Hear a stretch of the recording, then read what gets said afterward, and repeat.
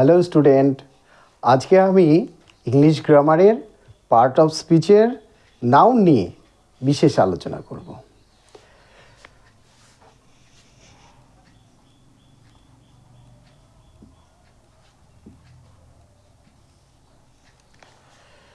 কোনো কিছুর নাম বোঝালেই নাউন, এরকম আমরা প্রাথমিকভাবে বুঝে থাকি। কিন্তু কিসের নাম? কোনো ব্যক্তির নাম, বস্তুর নাম, বিষয়ের নাম, অথবা এদের গুণের নাম, এদের কোনো অবস্থার নাম, এই সবই হচ্ছে নাউন। নাম বা নামবাচক শব্দ আমরা বলে থাকি বাংলায়। এখন এই নাউনের তাহলে আমরা কি দেখছি, যে কোনো কিছুর নাম, এই কোনো কিছুটা কি? ব্যক্তি, বস্তু, স্থান, বিষয়, মানে সাবজেক্ট বা সাবজেক্ট ম্যাটার। তারপরে গুণের নামও হতে পারে। আমি বলেছি এগুলোর গুণের নাম,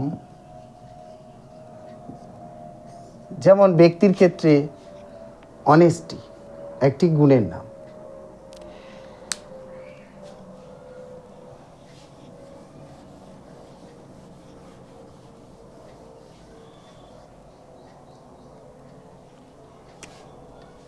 যেমন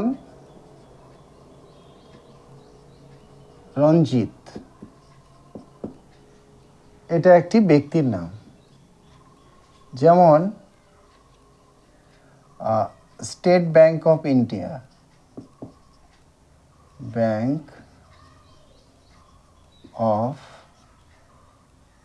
ইন্ডিয়া, এটা একটি প্রতিষ্ঠানের নাম। যেমন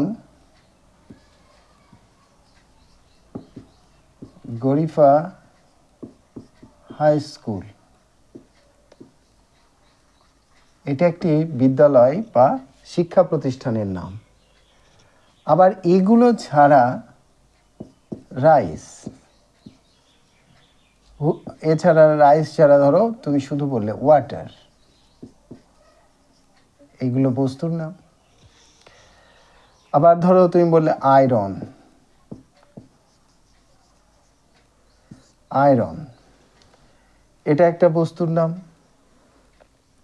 আবার ধরো রঞ্জিতের একটা গুণ হচ্ছে সে অনেস্ট, তাহলে অনেস্ট, এই অনেস্ট রঞ্জিতের গুণের নাম হচ্ছে অনেস্টি। এই সবই হচ্ছে নাউন।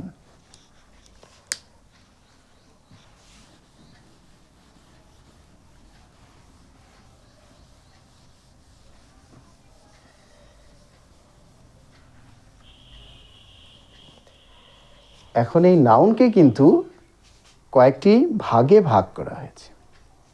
আমরা যে নাউন বুঝলাম নাম, কিন্তু নাউনের তো ক্লাসিফিকেশন হবে, তার তো বিভিন্ন ভাগ হবে, সব নাউন তো একরকম নয়। বোঝার সুবিধার্থে গ্রামারিয়ানরা প্রথমে নাউনকে ভাগ করলেন 5টি ভাগে। চলো আমরা সেই 5টি ভাগ কি জেনে নিই। প্রথম, এতক্ষণ আমরা যে নামগুলো দেখেছি সেগুলোর মধ্যে থেকেই আমরা পেয়ে যাওয়ার চেষ্টা করব। যেমন প্রথম আমরা যে নামটা ভাগটা বলবো সেটা হচ্ছে প্রপার নাউন। এই প্রপার নাউনটা কাদেরকে বলছে বা কোন নাউনগুলোকে বলছে? যে নাউন কোনো ব্যক্তি বা প্রতিষ্ঠানের নাম যা ব্যক্তিবাচক, হ্যাঁ, সেগুলো হচ্ছে প্রপার নাউন। যেমন আমরা প্রথমে লিখেছিলাম রঞ্জিত, এটি একটি ব্যক্তির নাম। তারপরে লিখেছিলাম স্টেট ব্যাংক অফ ইন্ডিয়া, আমি সংক্ষেপে লিখছি, এটি একটি প্রতিষ্ঠানের নাম। আমি লিখেছিলাম গরিফা হাই স্কুল। এই গরিফা হাই স্কুলটা একটি প্রতিষ্ঠানের নাম। এগুলো হচ্ছে প্রপার নাউন। এই প্রপার নাউনের ক্ষেত্রে একটি নিয়ম আছে, তা হলো সেন্টেন্সে প্রপার নাউন যেখানেই ব্যবহার হোক তার এই প্রথম লেটারটি কিন্তু অবশ্যই ক্যাপিটাল লেটারে হবে, এটা মনে রাখতে হবে। এরপরে আসি দ্বিতীয় যে ভাগটি, তার নাম হলো কমন নাউন। এই কমন নাউন কোনগুলো বা কাকে বলবো? কমন নাউন হলো এমন নাউন যা একটা সমগ্র জাতি, ওই জাতীয় সমগ্রকে বোঝাবে। যেমন আমি যদি ম্যান বলি তাহলে সমগ্র মানুষ জাতিকে বোঝাবে।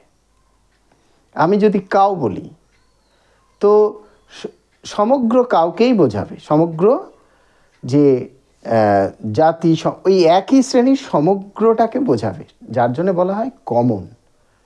ঠিক আছে? তো এখানে ম্যান একটা কমন নাউন, কাউ একটি কমন নাউন, এরকম যেগুলোর দ্বারা সমগ্রকে বোঝাবে। এরপরে আসি তৃতীয় নম্বরে। তৃতীয় নম্বরে আমাদের থাকে কালেকটিভ নাউন।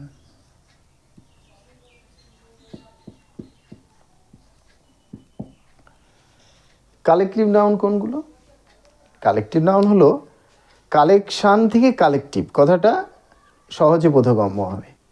একটা সমষ্টি, সমষ্টিবাচক যে নাউন প্রথমে একটা সমষ্টির বিষয় তুলে ধরে।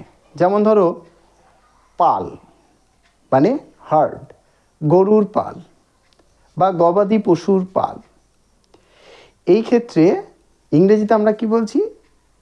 এ হার্ড অফ ক্যাটেল, গবাদি পশুর এক পাল গবাদি পশু। কিংবা ধরো বলছি এ বাঞ্চ অফ ফ্লাওয়ার, তো এই যে বাঞ্চ একগুচ্ছ ফুল। আবার ধরো বললাম হয়তো ব্যান্ড একটা দল, এ ব্যান্ড অফ মিউজিশিয়ান। আবার ধরো বলছি আর্মি, তখন কি বলছি? আর্মিটা কি? আর্মিটাও ওইরকম একটা কালেকশন যেখানে এ গ্রুপ অফ সোলজার। ধরো বলছি ক্রাউড, ক্রাউডটা কি? বেশ কিছু মানুষের জমায়েত, তো এ ক্রাউড অফ পিপল। তাহলে আমরা দেখছি, কিন্তু আরেকটা জিনিস মনে রাখো, এই কালেকটিভ নাউনে যা থাকে একই শ্রেণীর। যেমন আমি যখন ক্রাউড বলছি, CROWD, তখন কি বোঝাচ্ছে? A crowd of people. যদি আমি এটা থেকে লিখি এ ক্রাউড অফ পিপল, পিপলের মধ্যে যারা মানুষ, তো একই শ্রেণীর, তো এ ক্রাউড, ক্রাউডটা হচ্ছে কালেকটিভ নাউন। বা এ ব্যান্ড অফ মিউজিশিয়ান, কেমন? একই শ্রেণীভুক্ত, আর এখানে সমষ্টিবাচক। ঠিক আছে? এগুলোই হচ্ছে কালেকটিভ নাউন। তাহলে আমরা কি কি পাচ্ছি? এখানে আমরা আলোচনা করলাম ক্রাউড, মব হতে পারে মানুষের ক্ষেত্রে, ব্যান্ড, তারপরে কি বললাম? বাঞ্চ, এটসেট্রা, এরকম হতে পারে। এইবারে যে চতুর্থ ভাগ, সেটার নাম হচ্ছে ম্যাটেরিয়াল নাউন।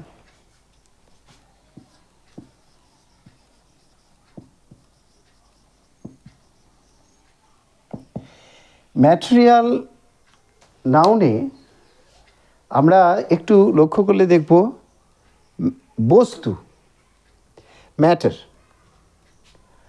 পদার্থ, এই বস্তু এমন যার থেকে আবার একটি বস্তু তৈরি হতে পারে। কিন্তু যেমন ধরো গোল্ড, গোল্ড থেকে অর্নামেন্টস হতে পারে। যেমন ধরো আয়রন, আয়রন থেকে আয়রন অ্যান্ড স্টিল প্রোডাক্টগুলো হতে পারে। এইগুলো সিলভার। তাহলে ধরো এখানে আমরা লিখছি গোল্ড, এটা একটি ম্যাটেরিয়াল নাম। কিংবা তুমি ধরো লিখলে ক্লে, কাদা, ক্লে থেকে কিন্তু ক্লে পট হতে পারে। তুমি ধরো লিখলে ওয়াটার, অথবা লিখলে এয়ার, এইসবই ম্যাটেরিয়াল নাম। এরপরে থাকলো পঞ্চম ভাগ। এই ভাগটি হচ্ছে এদের থেকে সম্পূর্ণ আলাদা, এই চারটির থেকেই আলাদা। তার নাম হচ্ছে অ্যাবস্ট্রাক্ট নাউন।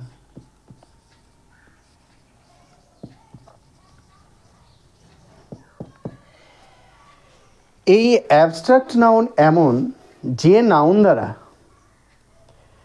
বিশেষ গুণ বা দোষ তার নাম বোঝাবে। যেমন ধরো লোকটি ভালো, দ্য ম্যান ইজ অনেস্ট। তাহলে অনেস্ট ম্যানের কি থাকে? এই যে দ্য ম্যান ইজ অনেস্ট আমি লিখলাম, আমি জানছি লোকটি সৎ, কিন্তু লোকটিকে দেখতে পাচ্ছি, সে যে সৎ, সৎ গুণটা কিন্তু দেখতে পাচ্ছি না। এই যে সৎ গুণ, এর যে গুণ, সেটার নাম হচ্ছে অনেস্টি। এইটা হলো, এই অনেস্টিটা হলো অ্যাবস্ট্রাক্ট নাউন। বুঝতে পারছি? তাহলে আমরা কি বলবো? আমরা বলবো যে অ্যাবস্ট্রাক্ট নাউন এমন যে নাউনকে আমরা দেখতে পাই না, স্পর্শও করতে পারি না, কিন্তু উপলব্ধির দ্বারা আমরা সেটা বুঝতে পারি। আচরণ, বাহ্যিক আচরণের দ্বারাও আমরা সেটা বুঝতে পারি। সেটা অর্থাৎ যেটা পুল অ্যাওয়ে আর কি, পুল অ্যাওয়ে।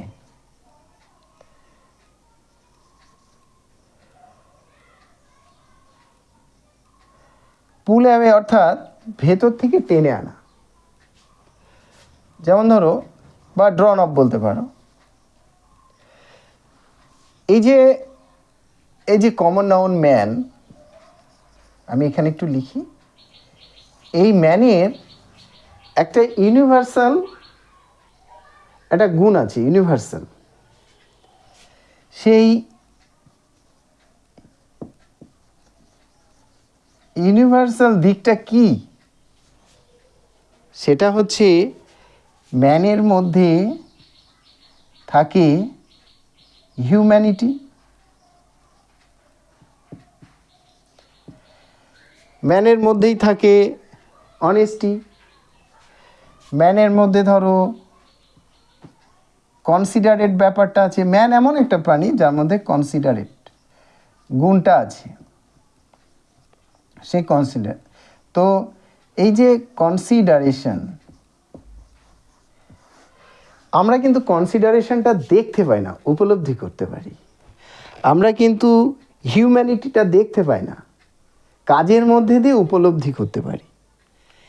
এই যে মানে একটা নাউনের ভেতর থেকে আসা যে গুণ, সেটাই হচ্ছে অ্যাবস্ট্রাক্ট নাউন। অ্যাবস্ট্রাক্ট নাউনটা অন্য একটি নাউনের ভেতর থেকে আসা যে ইউনিভার্সাল দিকটা, সেটাই হচ্ছে অ্যাবস্ট্রাক্ট নাউন। প্রসঙ্গত মনে রাখতে হবে যে এই যে আমি 1 থেকে 4 যে 4টি নাউনের কথা বললাম, এরা কিন্তু দেখা যায়, রঞ্জিত ব্যক্তিটাকে দেখা যায়, ম্যান দেখা যায়, কাউ দেখা যায়, ক্রাউড দেখা যায়, বাঞ্চ অফ বলেছিলাম ফ্লাওয়ার, তুমি যদি ব্যান্ড অফ মিউজিশিয়ান বলো, এগুলো দেখা যায়। আবার এদেরকে ফিজিক্যালি ধরাও যাবে, এদের ফিজিক্যাল অ্যাপিয়ারেন্স আছে, অর্থাৎ তাদেরকে তুমি দেখতে পাচ্ছ, স্পর্শ করতে পারছো। গোল্ড তুমি ধরতে পারো। দেখো এই যে এখানে যে নাউনগুলো আছে এগুলোর ফিজিক্যাল অ্যাপিয়ারেন্স আছে, কিন্তু এই অ্যাবস্ট্রাক্ট নাউনের কিন্তু ফিজিক্যাল অ্যাপিয়ারেন্স থাকবে না। তাই বলছিলাম এই চারটের থেকে সম্পূর্ণ আলাদা। এই দিক থেকে এই চারটে নাউনকে আমরা বলে থাকি concrete noun.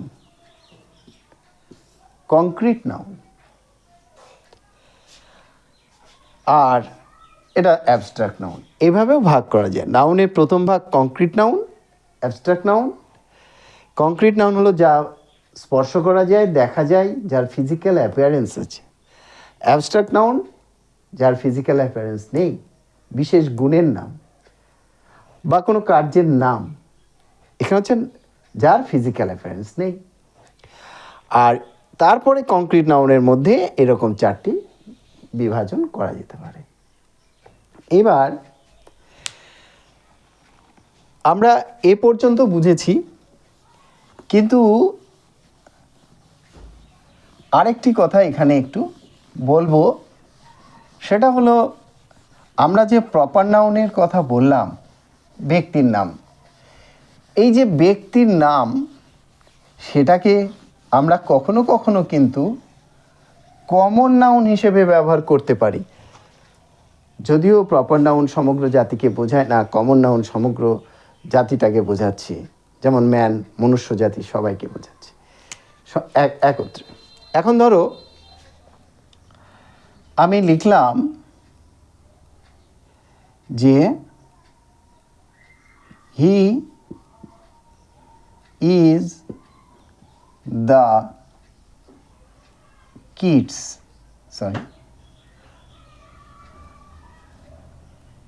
he is the kids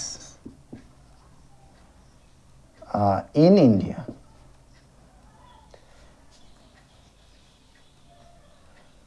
এখানে অফ লিখতে হবে, কিডস অফ ইন্ডিয়া। এই যে কিডস শব্দটি তো আসলে এই ওয়ার্ড, এটা তো একজন ব্যক্তির নাম। ইনি একজন বিখ্যাত কবি, ইংরেজ কবি। তো এটা তো এমনিতে যখন এই দা নেই তখন কিন্তু এটা প্রপার নাউন, কিন্তু যখন এখানে দা চলে এলো তখন এই সমগ্রটা হয়ে গেল কমন নাউন। কারণ এই ব্যক্তিকে ভারতের কিডস বলে সম্বোধন করা হয়েছে। অর্থাৎ যখন কোনো প্রপার নাউনকে বিশেষভাবে চিহ্নিত করে অন্যের সঙ্গে তুলনা করা হচ্ছে এবং তার আগে দি ব্যবহার করা হচ্ছে। লক্ষ্য করো, এখানে আমরা কিডস প্রপার নাউনটাকে তার সঙ্গে এই হি বা হিয়ের সঙ্গে এনাকে তুলনা করেছি। আমরা এখানে কি করেছি, কিডসের সঙ্গে এই হিয়ের তুলনা করেছি আর তার আগে দি বসিয়েছি। এরকম যখন হবে তখন তুলনার্থে ব্যবহৃত, তুলনার কার্যে ব্যবহৃত যে প্রপার নাউন তার আগে দি বসিয়ে সেটাকে তখন আমরা কমন নাউন হিসেবে চিহ্নিত করতে পারি। অর্থাৎ পরীক্ষার খাতায় যদি প্রশ্নপত্রে এরকম থেকে জিজ্ঞাসা করে এটা নির্ণয় করো প্রপার নাউন না কমন নাউন, তখন অবশ্যই ফলো করবে যে তার আগে দি আছে, তখন তোমরা সেটিকে কমন নাউন হিসেবে চিহ্নিত করবে।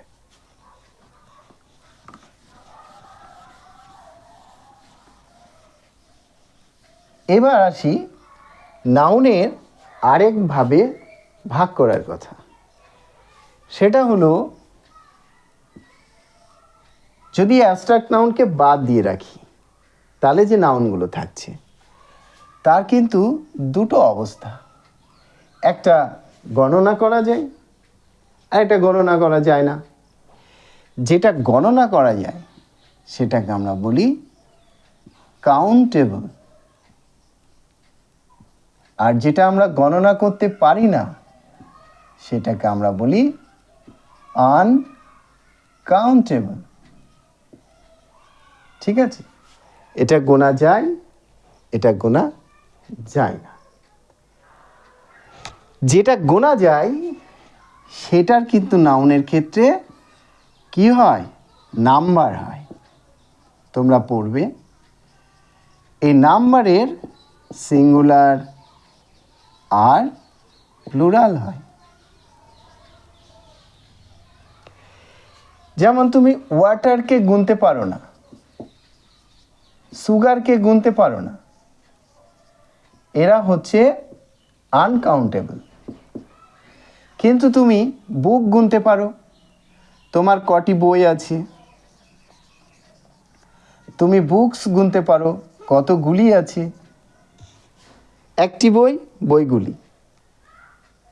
আবার এরকমভাবে কাউন্টেবল নাউনের মধ্যে ধরো বয়, কতজন বালক, বয় তো এমনিতে কমন নাউন, কিন্তু ধরো তুমি বয়, এটা যখনই বয়েজ বললে তখন আবার সেটা সিঙ্গুলার প্লুরালের দিকে ভাগ হয়ে প্লুরাল হিসেবে বিবেচিত হবে, কিন্তু সেটা কাউন্টেবল। ধরো তুমি বললে বয়, তুমি বললে বুক, ঠিক আছে, এগুলো গণনা করা যায়। পেন, টেবিল, এগুলো গণনা করা যায়, এগুলো কাউন্টেবল নাউন। এবার নাউনের এই যে দ্বিতীয় পর্যায়ের যে ক্লাসিফিকেশন আমরা আলোচনা করলাম, এরপর একটা বেশ গুরুত্বপূর্ণ, খুব গুরুত্বপূর্ণ বিষয় নাউনের ক্ষেত্রে, সেটা হলো আমরা এতক্ষণ যে ওয়ার্ডগুলো বললাম সেগুলো সিঙ্গুলার ওয়ার্ড, সিঙ্গল ওয়ার্ড, এক একটা ওয়ার্ড এক এক নাউন হিসেবে আমাদের কাছে পরিচিত হলো বা পরিচিতি পেল। কিন্তু ধরো আমি একটি ওয়ার্ড লিখি, ধরো বললাম এখানে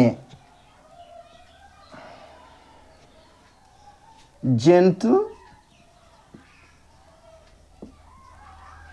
আর এখানে ধরো বললাম ম্যান। এটা তো নাউন, কমন নাউন, আর এটাতে অ্যাডজেক্টিভ, এটা গুণ।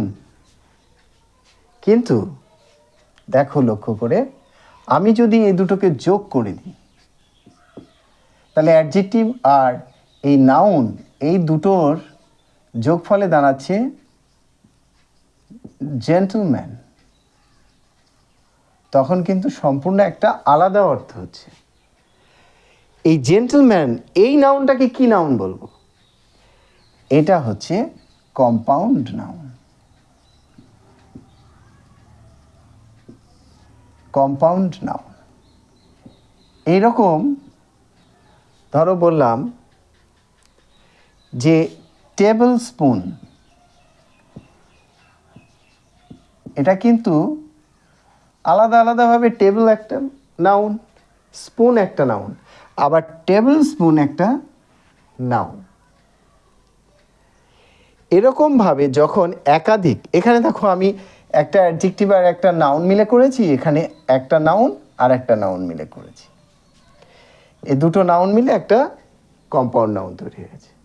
এভাবে দুটো নাউন মানে ওয়ার্ড মিলে যখন একটা নাউনের সৃষ্টি হয় তখন তাকে আমরা বলি কম্পাউন্ড নাউন। আজকে এই পর্যন্ত, সামনের ভিডিওতে দেখা হবে।